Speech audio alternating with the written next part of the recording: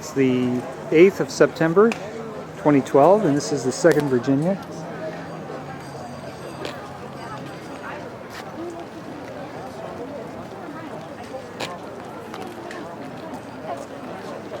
It's Marilyn. There's Amy and Jay. And could be Lynn. And here's the doctor. At least amount of small mines, it's somewhere in there. We're not going to know exactly what the size of it or anything about it, for about 7 or 8 David generations. Jantz, the doctor. There's Steve Nelson. It's pretty good. 40 bullets ready at all times. This is Alan. No, they had to make them on the field just like we're doing here. Okay. There was a come as you are party, and the soldiers brought their own weapons from home. A militia system. Right. Male, ages 16 to 60, was required to have a musket, a rifle, I'm bayonet. just trying to record it for posterity, but I got the same smoke problem as you do. Required to have 40 bullets, and a pound of gunpowder. That was enough for about 70 shots. And a couple times a year, you got together with your fellow militia members, as they were called, on the village green. You practiced marching around a little bit. Then you laid out your musket and all of your equipment on a blanket, and they would check to make sure you had everything. If you didn't, you were fined. And that's the basis, of course, for the Second Amendment, the right to keep and bear arms. When the Revolutionary War started, those guys then enlisted in the Washington's army, and they brought their own weapons with them. But because there's such a disparity of different calibers, the soldiers had to make their own weapons in the field.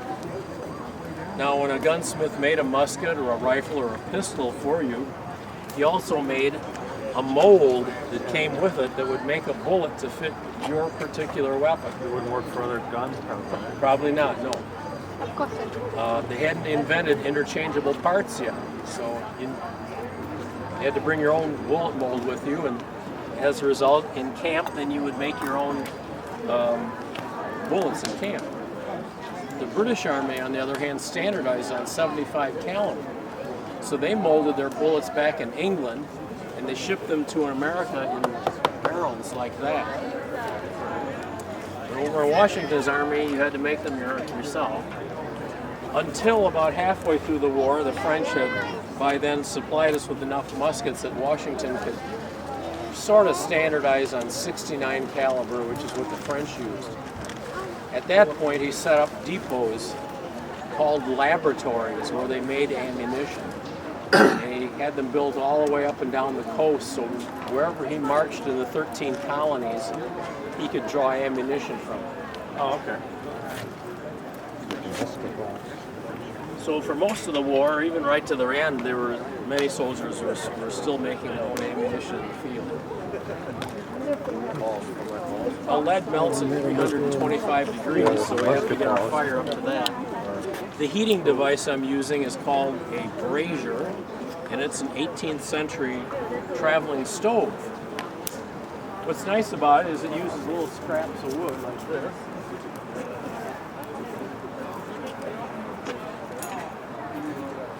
So it's very economical on wood. It doesn't take much. At the same time, on a windy day, when a fire pit like that one is going to lose 90% of its heat in the wind, the iron sides of this one will channel the heat straight up, and it cooks things very quickly. And two, at the end of the day, when it burns down to hot coals, we can pick it up with this bale handle right here, and we can carry it in our tent, and we can heat our tent at night too.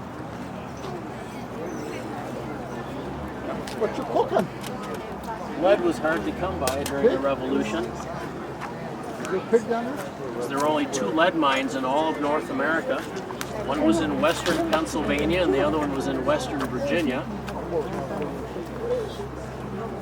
The mine in Virginia, there they used slave labor to mine the lead.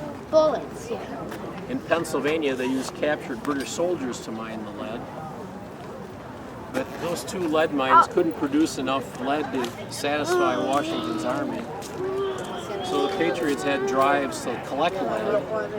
They took stained glass windows apart from churches and used the lead that held the pieces of glass together. They tore up public buildings, the roofs, I should say, off public buildings that were made of sheet lead. They tore up all of the sewer pipes in Charleston, South Carolina. And Peter, and they come on, smoke. raided Loyalist homes and took the rain gutters and downspouts off their homes, as those were made out of lead in those days.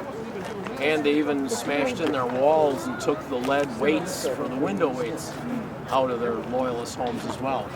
But my favorite story about getting lead for the Revolution was in New York City on the day that they read the Declaration of Independence. A large mob formed and tore down a big lead statue of King George III. And they split it up into little pieces like that, and they molded 60,000 bullets out of it and shot them back at the British Army. But in the end, 90% of our lead came from France.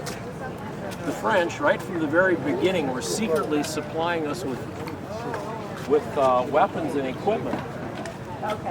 They sent us muskets and gunpowder and lead for making bullets. They sent us shoes and cloth for making uniforms, medicine for our sick soldiers.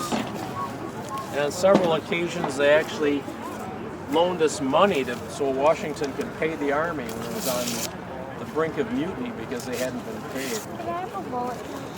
Is that okay with your mom or dad? Okay. I'll be glad to make one for you. There's one over right there. Did you want one that's already made up? Can I have a bullet? Did you want? Okay. Absolutely. The bullets are $1. Here, can I have a bullet? There you go. Thank you very much. Thank you. You're welcome. There's another one over here if you want one that's already made up. Yeah. Give him a tip. Is that Or donation. So can I have one? you want two? Can I Here's chew? the first one. Just get one and then give him $3. Give him Okay. a little extra. What are those? These are some bullets I made before. Let's see if I've got a shiny one. Can I have a bullet too, sir? Let me see if I have that already made up yet.